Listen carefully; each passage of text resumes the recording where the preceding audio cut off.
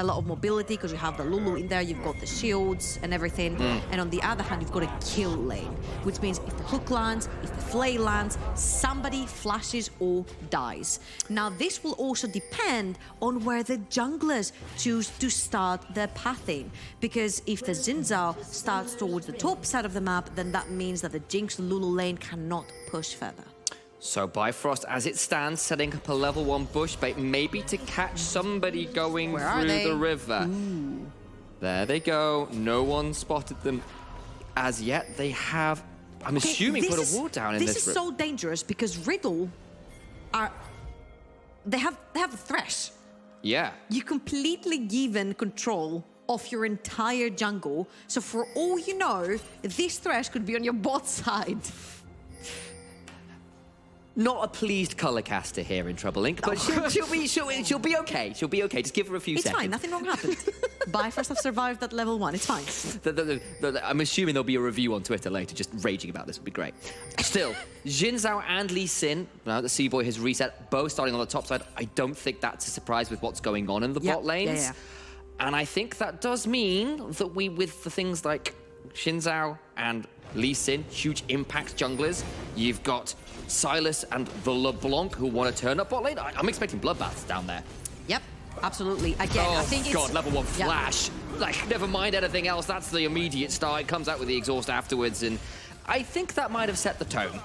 Absolutely. Again, we said that this Riddle bot lane has the kill potential, but the Bifrost bot lane can actually poke you out, and due to no sustain on the side of Draven and Thresh means the more you get poked out, the more you get pushed back. But one flay or one hook lands and someone dies or loses their flash. Now Duo was very lucky because that was a level 1 and there was no hook to follow up the flay, so only burns the exhaust. That is very important because next time one of these land, might have to blow the flash before he dies.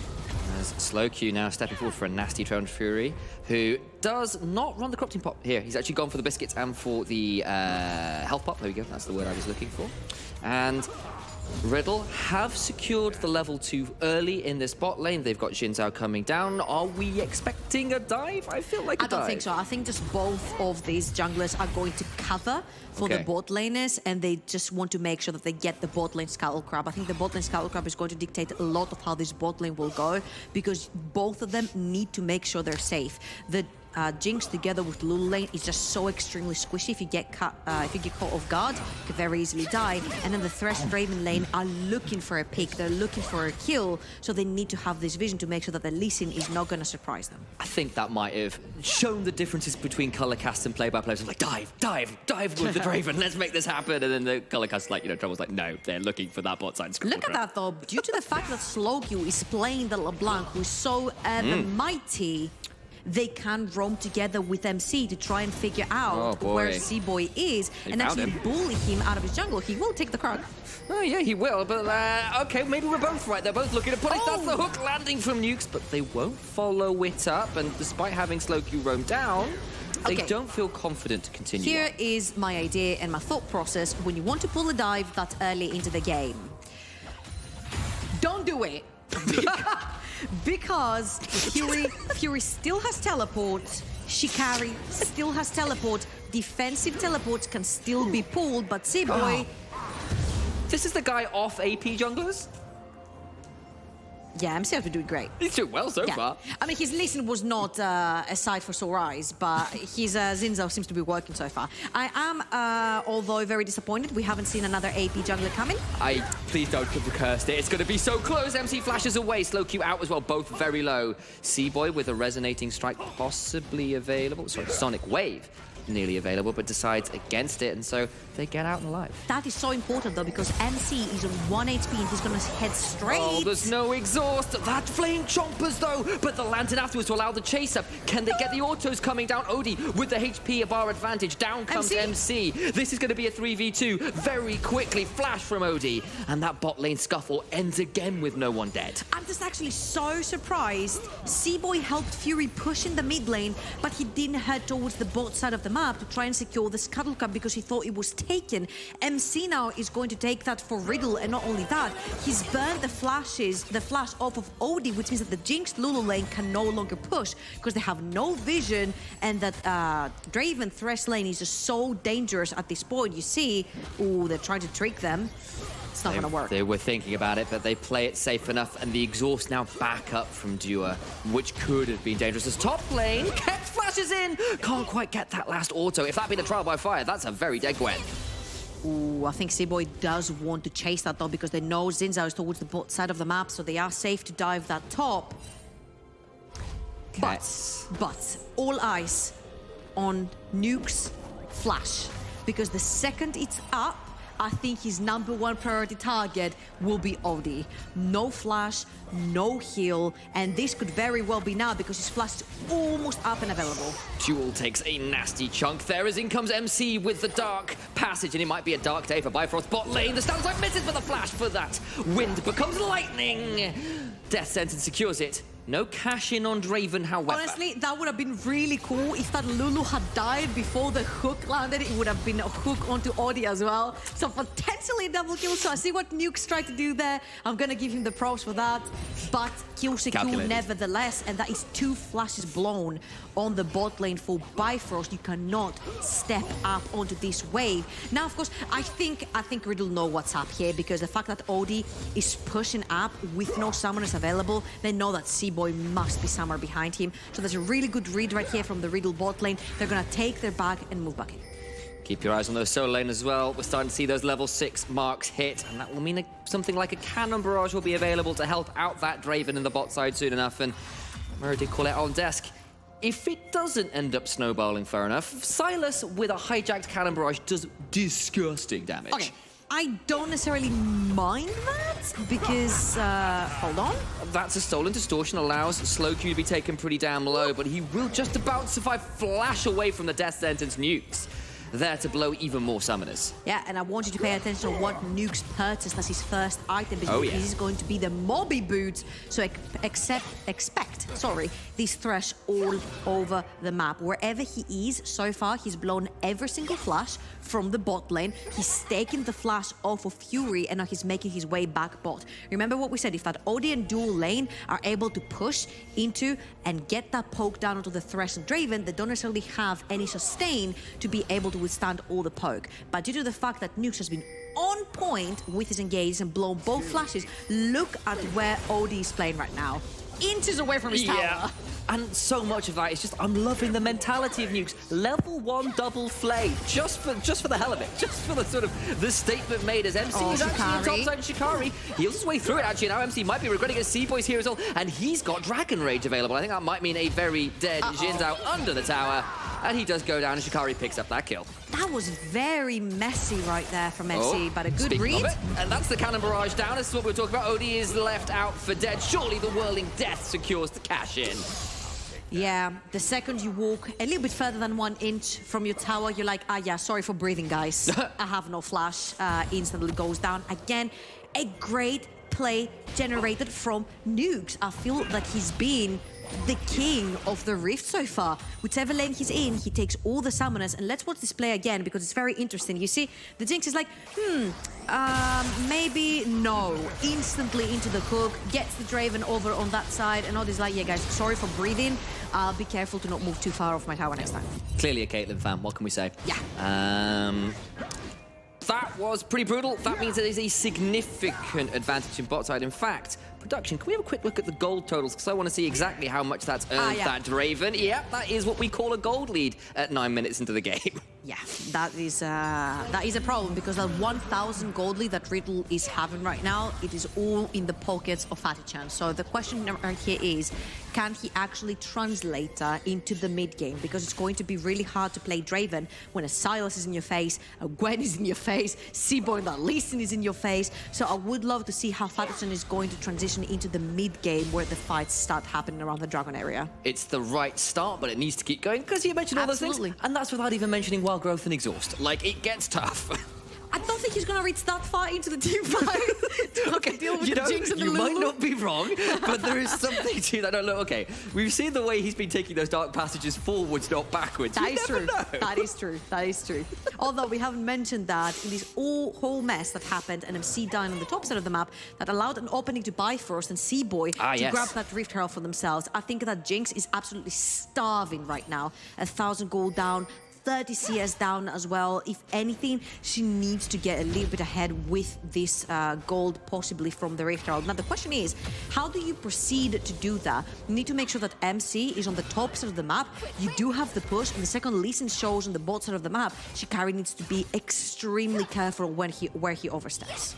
All right, that has to be the play. It has to be something to deal with this Draven, because if it keeps going like this gold lead is only getting bigger. Slowq has used his distortion, though. He has, and that means Fury could be in a lot of trouble here, but decides to go back. I think he used his own stolen distortion and then go back. Took me a second. And Slowq gets away with it. Yeah, and here's where the game slows down a little bit, right? Because you can't necessarily pull any dives. You need to wait for the Gangplank ultimate from the side of Riddle if you want to pull any dives. Possibly have Slowq towards the bot side of the map as well. The LeBlanc really hurts right now. Got 2 components of a full item, and also Fatachan and Nukes have all of their summoners available to them. Need to be careful of the Lee Sin though, and this is what's holding Riddle behind. The fact that they don't necessarily know where Seaboy is. They have now pinged him on the Tribus. They know that the second this Bifrost lane clears wards and pushes a little bit forward, there is something going on in the backline. You saw the potential attempt there, just something, but so much vision to get rid of, and Seaboy's got a little bit of time left on this Rift Herald, but I do want to see it put down soon. I do want to see it come to some advantage, because that's what you've got to work with right now as Bifrost. And yes, you came back late yesterday versus Astralis, but that's Astralis late game, which has been bluntly pretty suspect over the last week or so, and I'm not sure they're going to get the chance here versus Riddle if they keep playing this way. I mean, to be fair with you, the name of the game for this meta has been scaling, True. right? You're not the wrong. one who scales the most into the late game, the one usually tends to win. Now, Jinx is one of the hardest scaling ADCs that we have, together with the Aphelios, of course. On the other hand, Draven is more for an early to mid-game AD carry and tends to do a lot of damage to squishy targets. Now, if you look on the side of Bifrost, there are a bunch of squishy targets. I feel like the tankiest one would have to be Fury, because she also heals and sustains, and also Shikari when he's immune. So yeah. That's definitely one way to call Hallowed Miss, and I don't disagree, as Shikari does look for something there to get. But yeah, he just decides, I don't want anything to do with this, and I don't blame him. And, you know, actually, I take the point you made there, because actually Bifrost do scale pretty well with Gwen, Sylas, Jinx. Those guys on 3 items are going to be pretty nasty. I would like to see, I was about to say, I think the Rift Herald is going to pop on the top side of the map because it's running out right now. Yeah. But it's not a bad decision, because Shikari is going to be the one looking for Fatachan in the backside of the map. So getting him ahead in the early game, making sure that this Gwen is really strong, can one-shot the Draven. My only worry right here is that this Draven is going to be extremely alone in the backline. Not to take us on too much of a tangent too early, but considering you guys are always on about Shikari, the return of the king, it's a little ironic. No. Okay. You guys are like Shikari, the return of the king. I haven't even said it before, so here we are. Anyway, maybe it was Jamal. Okay, it's fair. Anyway, the point being, though, that he's playing Gwen, who's very much against the return of the ruined king. Like, that's about as anti-lore-wise as it gets. I appreciate Listen, they're not playing against the dissonance Viego. It's not a ruined king. Yes, but it's Gwen who's against the return of the king, and he is the king returning. You see the dissonance there? Oh, wow, you went lore. I did. Okay. See, I thought you would enjoy that, of all people. Okay, I don't know much of lore, I'm sorry. Okay, I'm sorry. But what I do know is that Riddle so far have been playing so well around their bot lane. If you look at their vision towards the bot quadrant of Seaboy's jungle, it is fully lit up with swords. So the second Seaboy steps forward, Literally the moment we spoke about it. Yep. He has to back out. And that CS lead in the bot lane, if nothing else, is continuing to be an issue. That was 20 CS a few minutes ago. It's now up to more like 35 plus at this point. Honestly, if you Bifrost right here, I think they're very wise to back off of any shenanigans over the bot side of the map. Oh boy, here's a cannon barrage as well. That's the whirling death. Not quite enough wild growth saves Jules' life. And they do get out, but summoners are burnt. Oh wow, that was 2 flashes, but on the other hand, it's 2 flashes both from Fatachan and Nukes, so it is a trade, if you will, of flashes down the bot lane. I was saying, if Bifrost want to play this fair and square with their composition and they want to scale into the late game, you do not fight a one-item Draven and you do not fight into a LeBlanc, especially with how much vision Riddle has into your own jungle. So I feel like this has been very well played so far, trying to mitigate the losses from the side of Bifrost, and of course Riddle trying to snowball. You have to start stacking these drakes, which is exactly what they're doing on spawn. And they've rolled pretty well. It's the Infernal Drake as well, Infernal Rift that's available for them to start moving towards that Infernal Soul, which is exactly what you were looking to do in terms of a high-impact soul to acclaim. They're going to shove forwards up Bifrost on the top side, though, and get Shikari even more gold, who has been playing pretty well up in this top side on the Gwen. Could we potentially see the gold between Gwen and Gangplank? Because I feel there's going to be a huge discrepancy. This Gwen has been banking in on a bunch of turret platings as well since the Rift Herald went towards the top side of the map, and the Gangplank has not really. 20 CS ahead for the Gwen, 1 kill and full turret platings on the top side of the map. I think the gold discrepancy is going to be huge between the two top laners. May well be indeed, and you know they got the turret there as well. It got that Rift Maker early, and at the very least, it's kept the gold manageably close, shall we say. It's about 2,000 or so that Riddle have in the advantage, but it hasn't snowballed further yet. That turret going down will probably extend it a little bit, and it does so, but if Bifrost can hold it here for the next 5 minutes, I think they'll feel a lot happier than they were 5 minutes ago. Absolutely agree, 100%. I think that the Bifrost composition scales much harder than the Riddle composition does. Minus the Lee Sin. I feel like C-Boy is going to be the playmaking machine for them, trying to find the king, try to start a fight, maybe even now. They're going to try. That's a hook straight onto the Jinx, but it doesn't matter because Silas picks that kill up.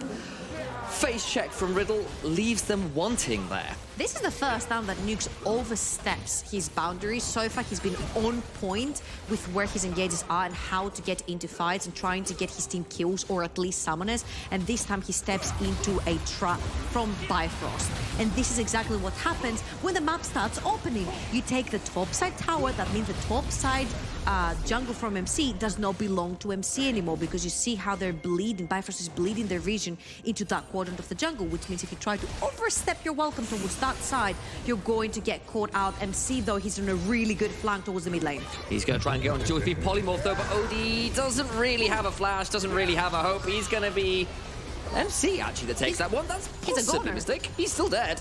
Yeah, he's 100% dead. I think this Jinx has been the recipient of a lot of violence from the side of Riddle. To put it mildly.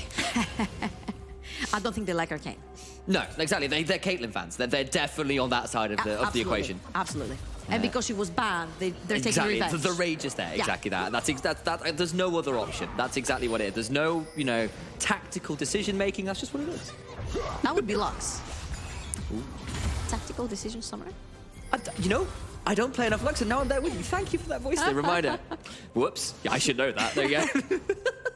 All right, so checking in, anything especially exciting to look at right now? No, aside from the fact Infernal Drake will be coming up in about a minute and a half, and honestly, with Riddle's 2 Drakes in, they want to set up for this. Now, what the important thing is that you can't leave Odie alone in the mid lane. You see how many wards Riddle has around him, which means that he has to push the wave really quickly and leave because he doesn't have his flash up and available. He will have it, however, for the upcoming dragon fight, which is going to be very important to get away from targets like Slowq's LeBlanc. Now, what are we looking for here? We're looking at who's going to have a lot of priority through mid and bot to try and bleed the vision into each other's jungle. Obviously, Bifrost want to stop Riddle from going for Soul Point because an Infernal Soul is going to be really hard to deal with on a Draven and a LeBlanc that's going to be looking for your backline. But I really like what Bifrost are doing here. They're trying to open through the bot side of the map so they have a way into this river. And if they can get this tower as well, they're going to get more gold into Shikari's pockets just before this critical fight. He gets to go back, buy something pretty important. That half item you called out from the last game where you said, look, this is the time now, I think, where Riddle will really want to make sure they win this fight. And look at that. Instantly, you see that the second you open the bot side of the map, you can actually start wrapping around. You can go towards that pincher move. So whichever lane you have actually broken open, you can bleed your pressure through that with your champions. So since they broke open bot side of the map, you saw instantly Bifrost can move through the bot side, and now they're taking control with a bunch of control wards. One ward that's just being off vision there, just in inside that river towards the edge of the upper wall. Hasn't been swept, hasn't been spotted, and that's actually giving Riddle a little bit more vision they would normally have here. Actually, I like this from Riddle. They're pushing in the mid lane wave, which means they can actually enter from that side of the map from 3 ways, top, mid, and bot. Here comes Slowq, teleported back in. No idea what the items they picked up from it were. Fury they spotted. him. Well done there. Slowq now going to try and maybe force something out. He's got the Jin's out, ultimate stolen, the Crescent Guard he's there. still there. He is, he's absolutely there. And this dragon has been started. MC now backing into Fury. He's going to have to burn that stolen ultimate. Vatican doesn't really get a lot done there with the standard side. Dragon down to about 4,000 HP. And we reset. We start again. Yuke's looking for the hook. Odie has to burn heal to keep it out. Oh, he gets kicked in. C-Boy gets onto Vatican, but he flashes away. He's staying alive and well. Dragon goes down to C-Boy. It's taken up. Gwen gets 2. And she's starting to fire even more. Odie untouched. Slowq at the back of it all. Gwen, of course, she's immune. Out comes the Super Mega Death Rocket. The Wild Growth comes through as well. And this is a win for Bifrost as far as I'm concerned. Sikari actually putting into action all the gold that was put into his pocket. It was a win. It's not anymore. That's a nice little pick off, and at least they've stopped the dragon stacking, I guess. Okay, so that was a really good fight from the side of Bifrost.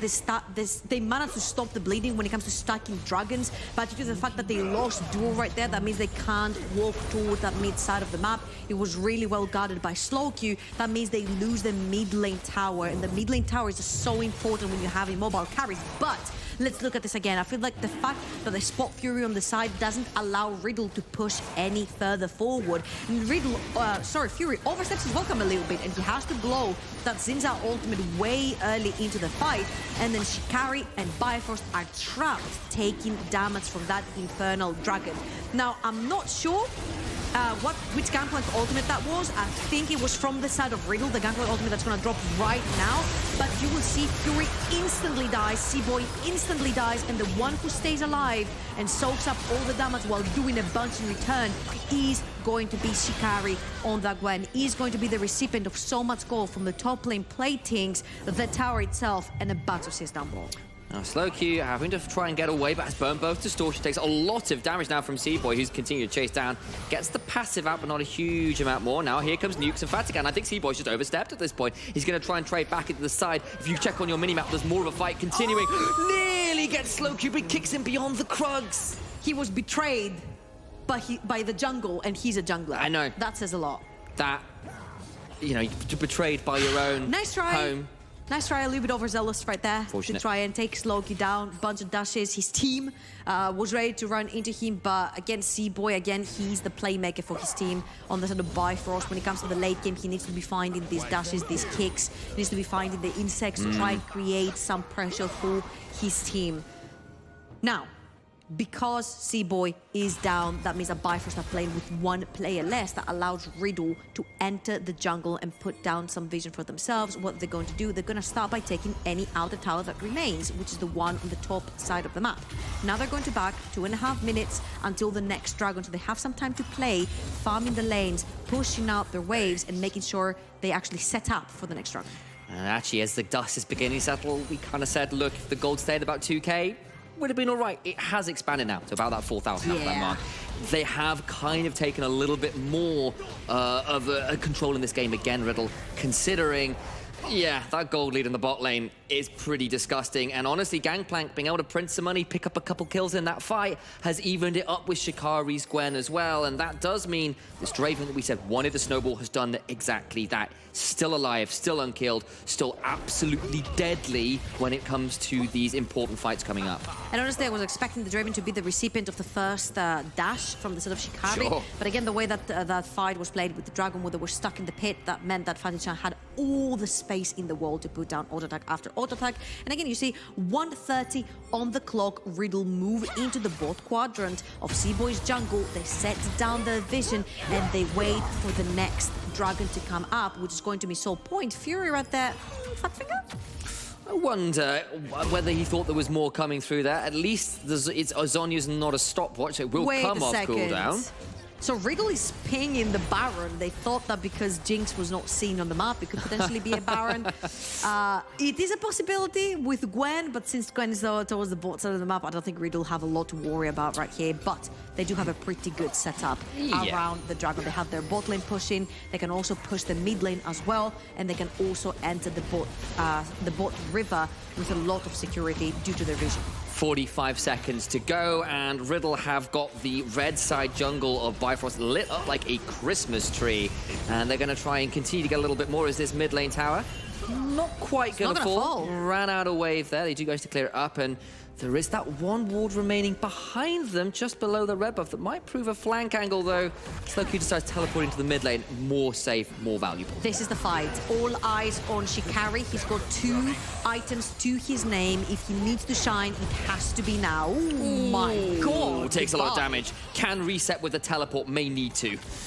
But that means they lose so much control that they already had in the river. Don't forget all this vision bleeding behind it. Slowq has seen Shikari. He's chasing for him, but he's not going to quite find him. That could have been huge. It really could have been, and we've set this up to be a climactic fight, the massive moment in this game, but right now it's looking like Riddle are just going to get everything they ever wanted. Fury gets hooked, goes down, and MC picks that one up. Now the Dragon down to about half HP. C-Boy going to have to think about getting off the back of the wall. That's a mega left rocket, and it is secured. So point secured by Riddle. They get the kill afterwards as well. The mid jungle dead from Bifrost. They can think about moving over to Baron as Slowq gets on Shikari, but won't get too much more. Riddle just turns straight towards the big purple worm. Again, Nukes with a beautiful hook right there. I think Riddle are playing to their strengths, and that was another beautiful fight where they have the waves pushing for them and they use them to their advantage. Again, their vision, their setup has been on point from the side of Riddle, and Slowq is such a pain in the butt for Bifrost to deal with. And they're going to continue just hanging around here. Slowq and Nukes being obnoxious as possible. Shikari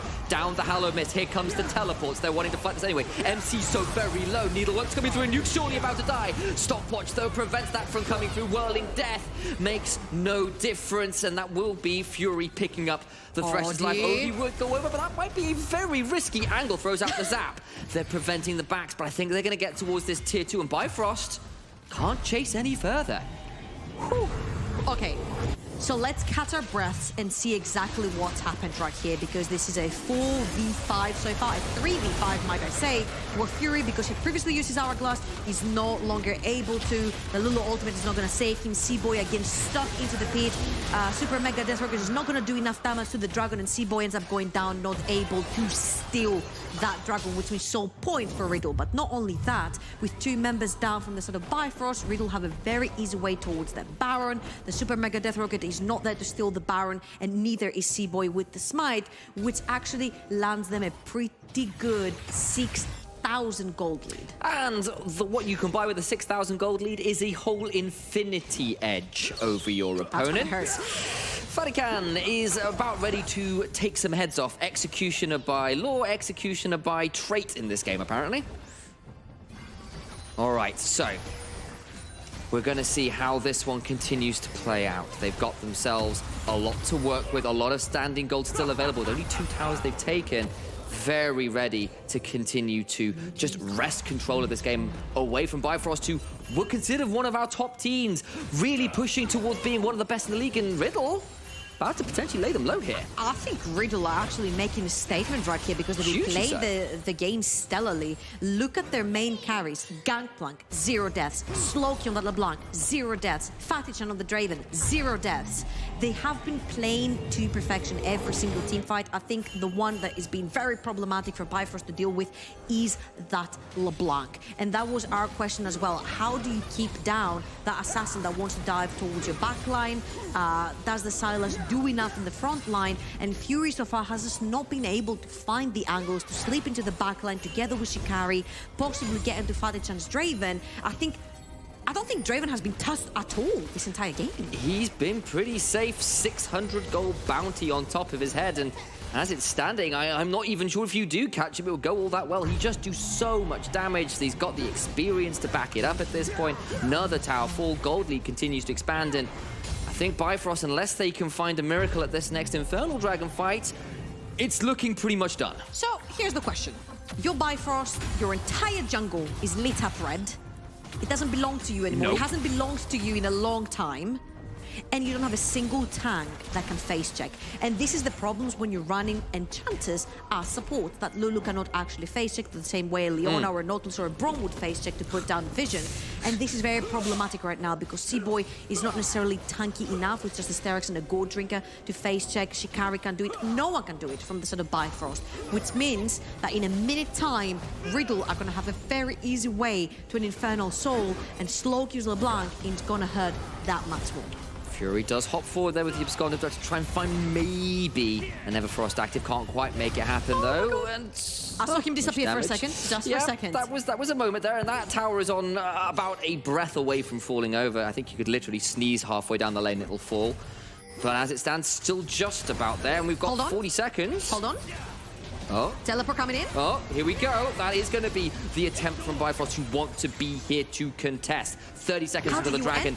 They've got to try and find some way. They're going to have Shikari just force their way in man mode. So much damage onto MC, but he's going to get pulled back with the use of the Dark Passage. He does a lot of damage, but it's just not enough. It's don't know that it'll stick. A Slowq could just trade it straight back onto Seaboy.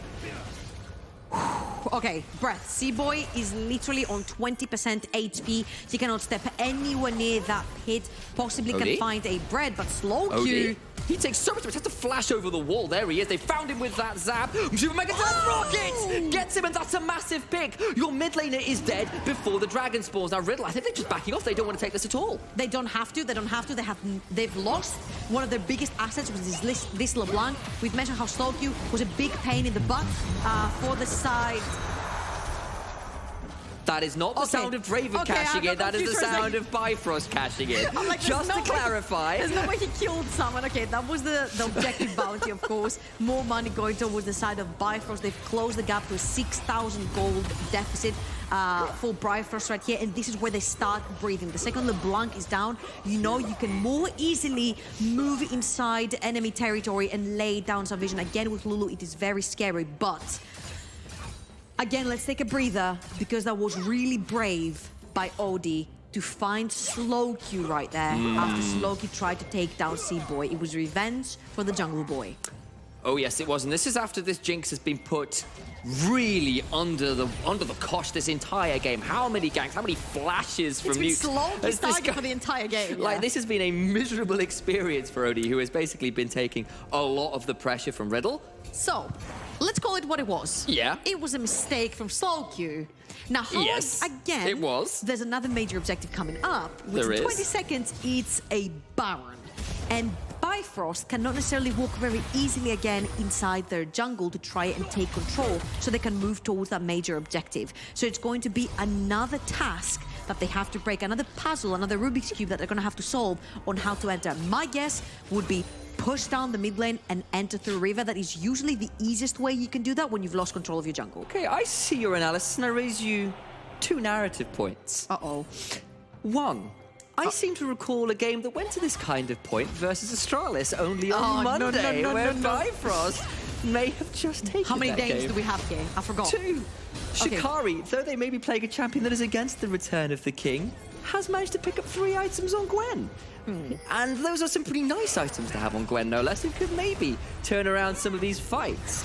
They're going to have to do really well. This Fury takes a lot of damage. And Shikari? actually, fight's begun. Never mind these narrative points. Nukes are taken so damn low. And in comes the Super Mega Death Rocket. Nobody's dead, but Bifrost, they're beginning to make some waves here. Yeah. That was a lot of damage being dished out by Shikari together with the Super Mega Death Rocket. Slowq right here. Okay. Another breath, because this game, even though it has a 6,000 difference in gold between the two teams, it feels like it's very close due to the fact of how Shikari is playing on that Gwen. He's taking the initiative, he's playing into Riddle's face, and we mentioned that as a Draven, you're a short-range ADC. When you have a Sylas, a Lee Sin, and a Gwen playing in your face, it's going to be really difficult to play the game. So far, they've been able to blow only his heal, still has his fast available, but the same task is going to be asked by Bifrost again. How do you enter to go towards the Baron? And the answer is through mid. They're going to make Riddle pull off. They see Fury teleport and decide against continuing. This game, though, it's stayed at this kind of point now for a little while. They still don't know if the Baron is going down. Now they know due to Seaboy placing a ward right there. Now they know that the Baron has been called off. They have absolutely no vision in that river. And again, it's just been so hard due to them running a Lulu as a support to make sure they put that vision when they're behind. And now Odie is at 3 items. That is the Infinity Edge complete. There's a last Whisper in inventory as well. So honestly, Jinx is pretty much online at this point. You've got 3 items on Silas. You're looking at a stopwatch in inventory across the top 3 members, at least of Bifrost. And the fact that LeBlanc had to sacrifice Death Cap so far to go for the little bit of anti-heal versus that Lulu and versus the Silas, and obviously versus the Gwen as well, because they all heal, has cost Slowq his Death Cap on the next fight. Unless he can somehow manage to find a Death Cap.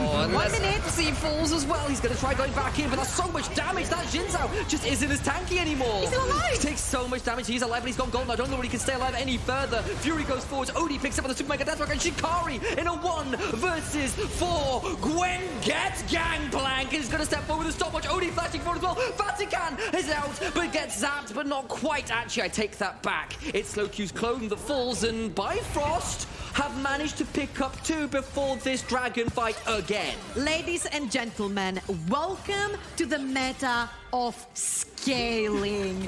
Odie is finally there. He can play frontline because now Duel can keep him alive from all the LeBlanc damage that's been dished out. And again, Slowq not having his Death Cap available on that fight could have been very critical. Shikari, need to give props to this guy because so far he's been keeping Bifrost alive.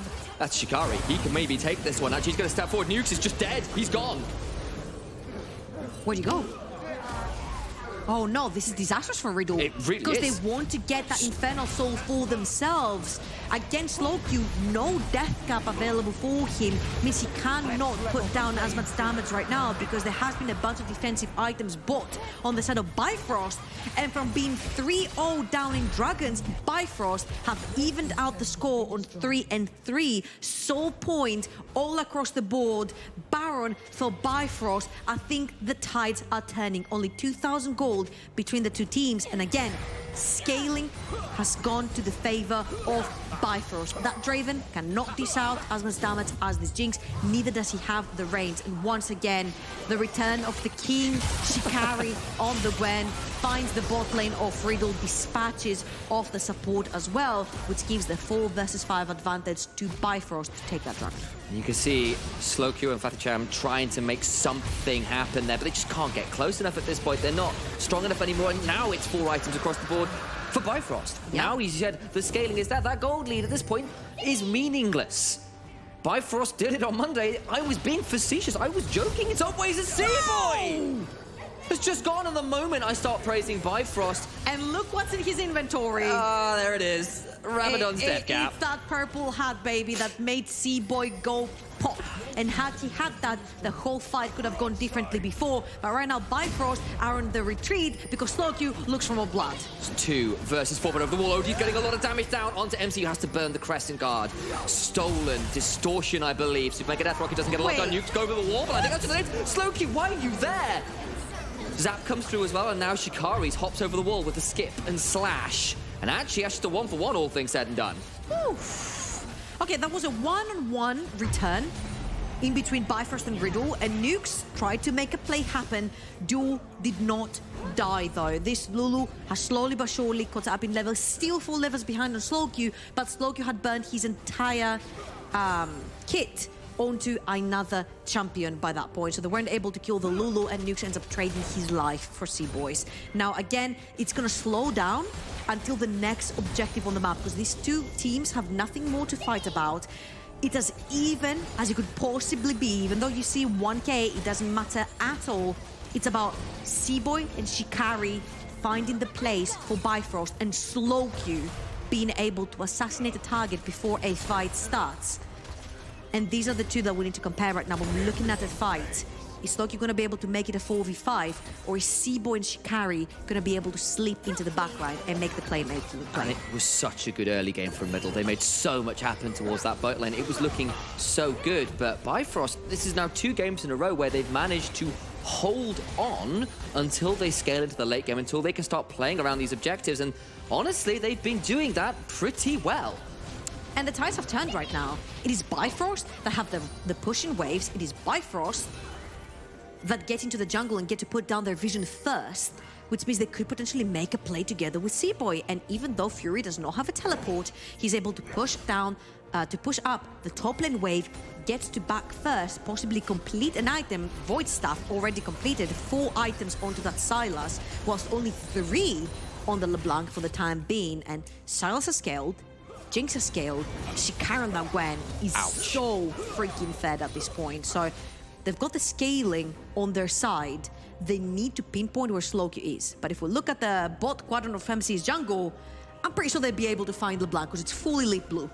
It really is, and more importantly, we've got every summoner spell available coming into this dragon fight, aside from Fury's teleport. It's the smell of blood. Oh yeah, blood is in the water, and I think the sharks are swimming straight up that river. We've got a minute until this Infernal Drake and nukes. Found a little bit of a pick, and it's fighting over this mid lane control right now. It's all on this. Infernal Soul goes one way or the other right now.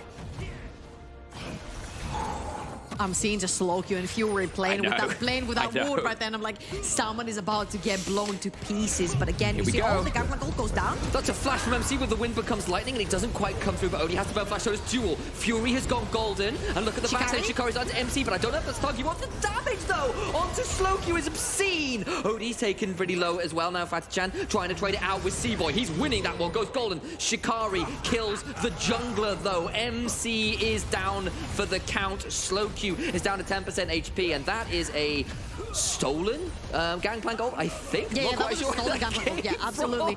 That was Fury putting the stolen gangplank ult down, but Slowq was put really low in HP. It's again a 4v5. MC's down. There's no smite on the side of Riddle, and this is so point for both of them. Slowq, it's all up to you to make it back into a 4v4. You have to win the fight because you're not going to have the smite available. Down to 2,000 HP taken, and that's Infernal Soul. Watch the damage coming through. Jinx, not quite excited. Fury! Flash forward from Fury, secures Gangplank, and now the chase continues. Look at that whirling death coming out of Fury, who's continuing to chase. Odie lands the slow from the zap. Super Mega Doth Rocket goes wide.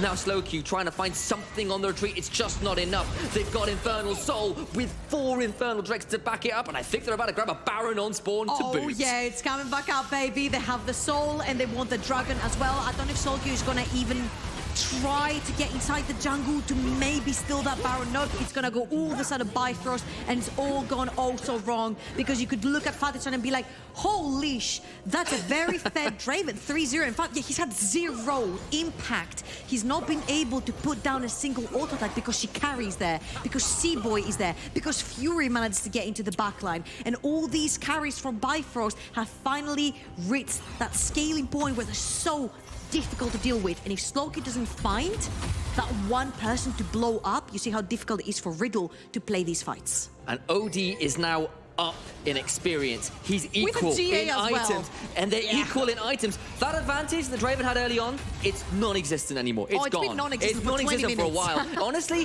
Odie is now ahead as far as that's concerned. Yeah, Slowq's kind of got a death count, can do some damage, but the likes of Kex take so much damage. You just don't survive. Odie's unstoppable. The tower falls, and the shove will now continue. That cannon barrage is looking more like a salute to the dead. Oh, that was a sorry for breathing moment right there for Kex, because he died straight underneath his tower, and Riddle have to defend 4v5. Never mind, they had to make it a 4v5 for themselves. Now they're on 1-man advantage, so what can they do? They have 0 wave clear for themselves. There's a Baron on Bifrost. They also have 2 waves running in, and if anything, this could actually be the end here. The game was in their hands. They had such a fed Draven. They had such a gold lead, but they might just be falling here regardless. Bifrost in 2 games this week. Push it to late, push it to scale, and push it to a victory here in the NLC. 5-1. Woo! That was a turnaround for Bifrost, because they do it